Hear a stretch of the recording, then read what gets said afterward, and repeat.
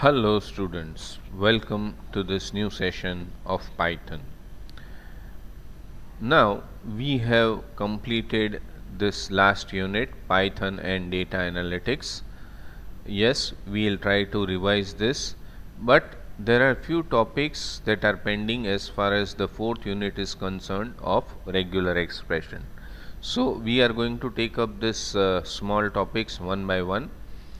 The topic that we are going to cover today is JavaScript object notation, that is JSON. So let us try to understand why JSON, what JSON, and so on.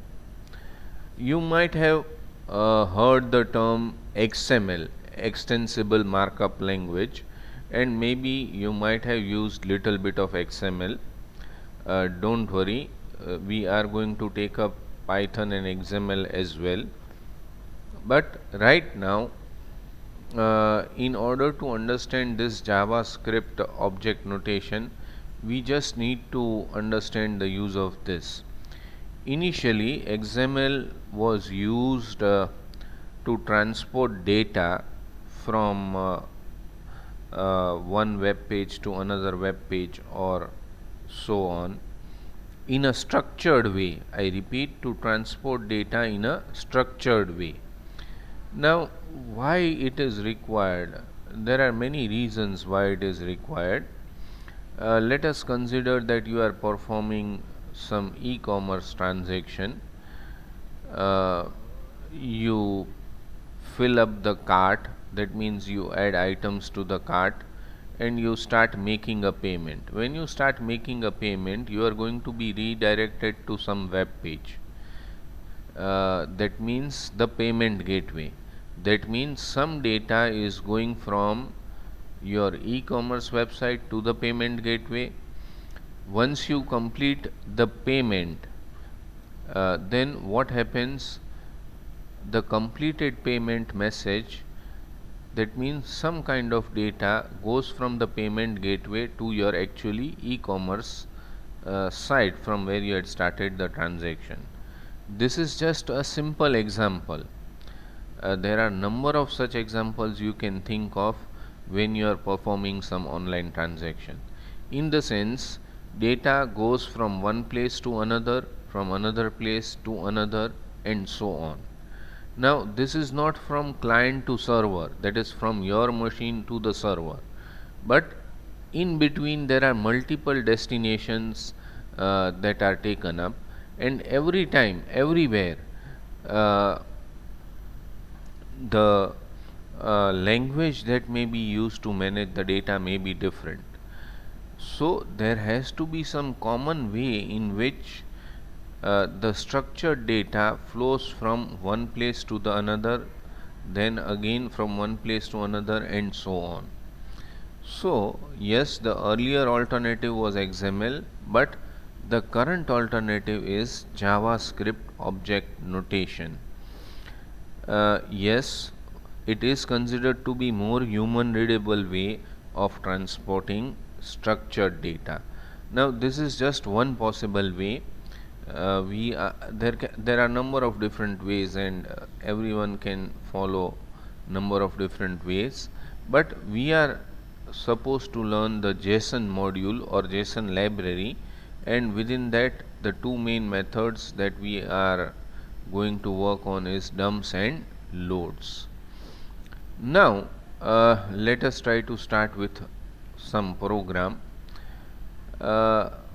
After all, this the data in JSON form is very near to Python dictionary. So let us what we are going to do is we are going to study two different programs, and through the two programs we are going to study how the data, if it is there in Python, we can convert to JSON, we can transport it somewhere. Once the work is done, if the data is in the form of JSON object, how to get back to Python readable form. So that is what we want to study. Normally what happens when data is traveling, we write a program in Python, we want to transfer it through the web, that means we convert to JSON. Lot of processing takes place over here, but when we want the data back, we want it in Python readable form. So Python, JSON, Python. This is just one possible route. There can be many other possible routes and many other possible methods. So let's get started. Let's start with one simple program that I have already written. Now remember that basically it is structured data, and the data is in the form of an object. So what we do is try to observe this particular portion. Books equals, this is some number, book number, then we have title, edition and year. That means key, this is the key, this is the value. Dictionary consists of key value pair. It's almost like a nested dictionary.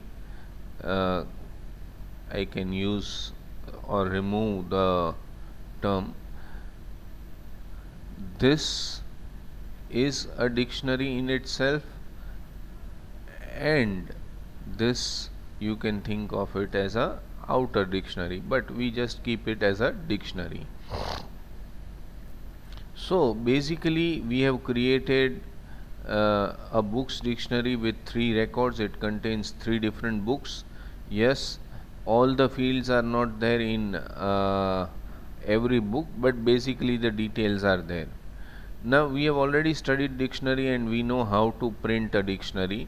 So let us try to execute this program and let us try to check the first result, that is printing the dictionary. We will go to the next part later on, but we try to check the first result. We consider only the first output over here, raw dictionary. Book code 1 followed by the title, edition and year. So this is the first book. The second book, sorry, I have gone, yes, up till here is the second book and the details of the third book. So basically it's a dictionary and we are printing the dictionary.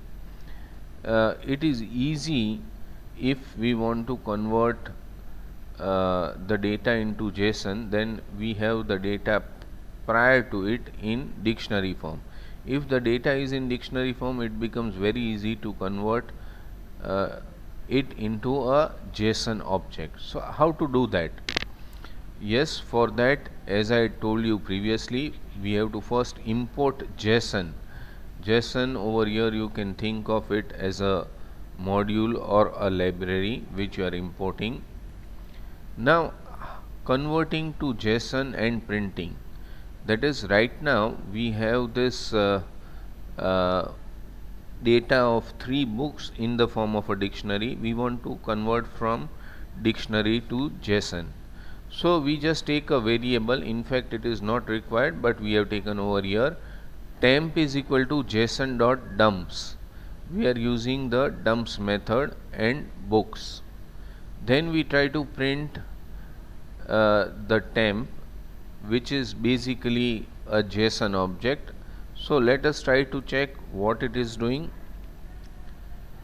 As you can see, this is the JSON object, almost the same way in which the dictionary was, apart from the thing that the key value pairs are in double quotes over here.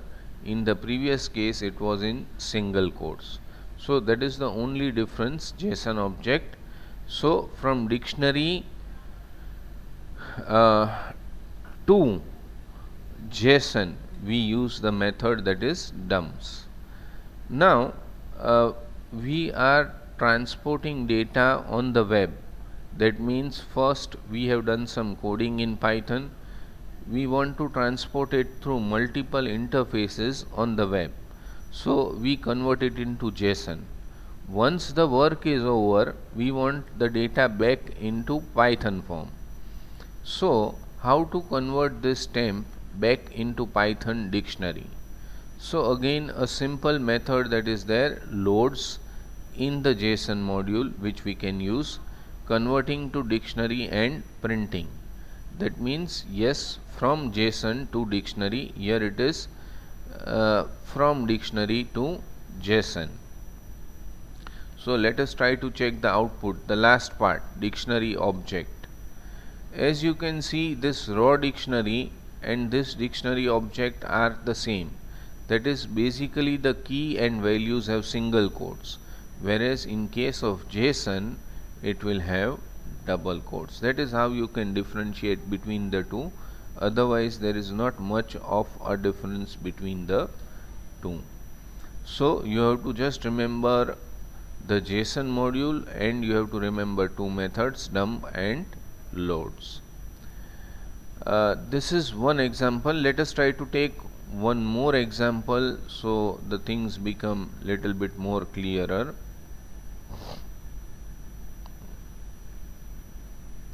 Again we are doing import JSON.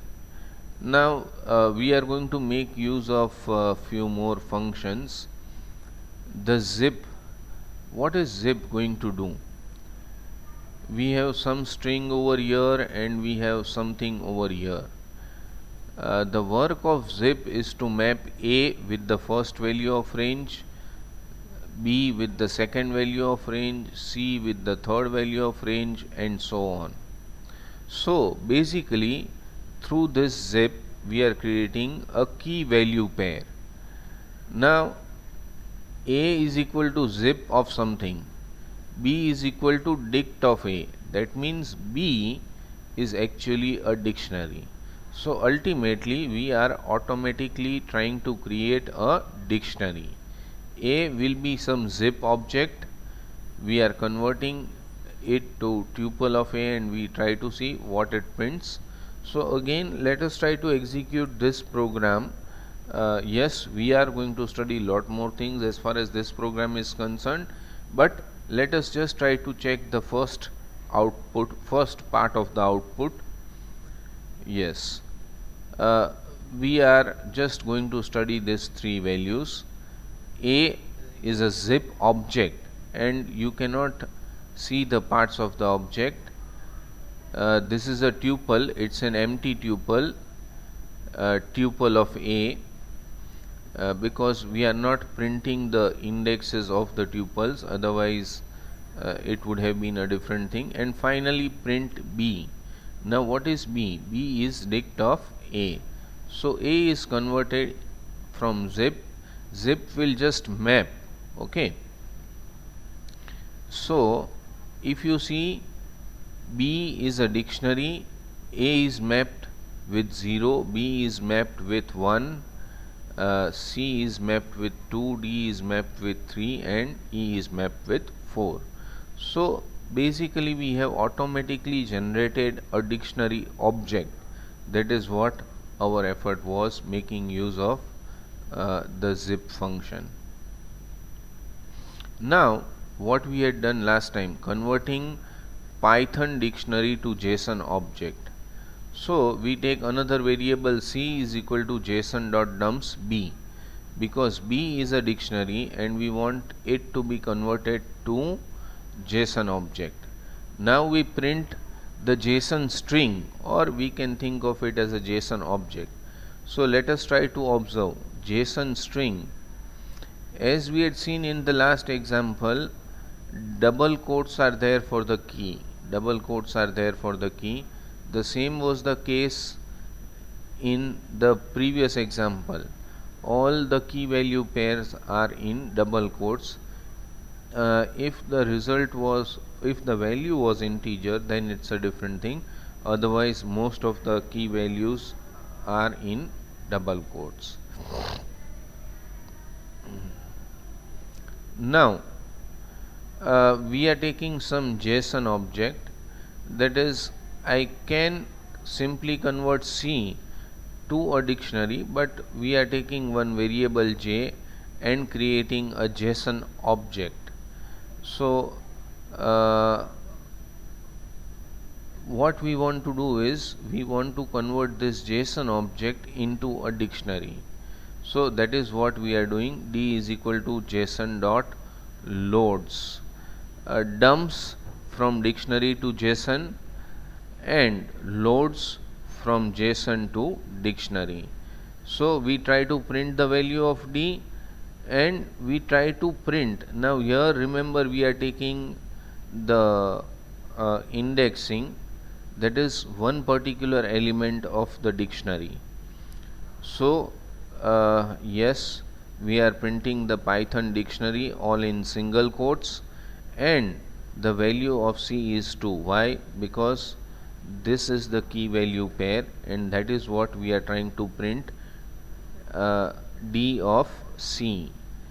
That means the value for the key C for the dictionary D. That is what we try to print.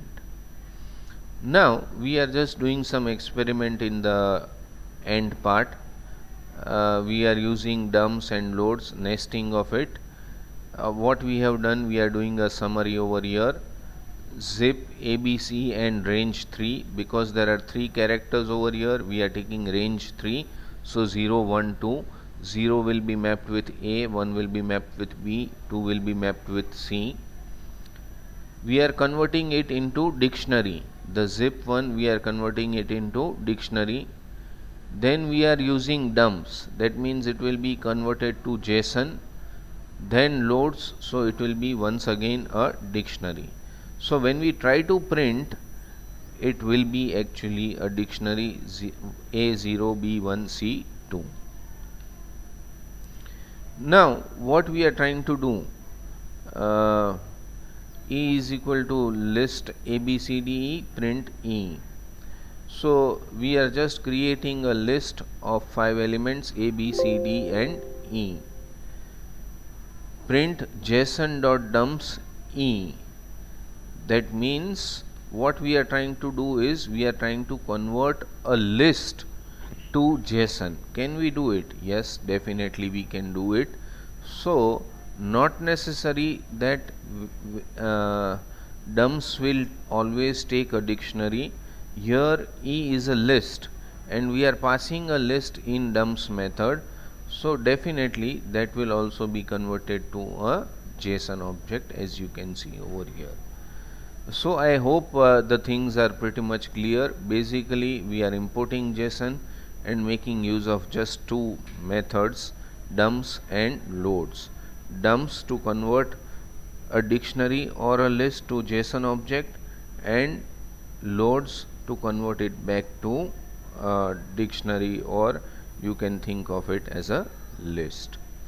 So this was a short topic. Again tomorrow we will be studying few more things from this unit 4. They are all short scattered topics, but I request you to try out this practical using Google Colab in your mobile, or if you have a laptop or desktop, using the laptop or desktop directly in Python. Remember, practicals are very important, and yes, next time we will try to see few more things as far as the practical portion is concerned. Thank you.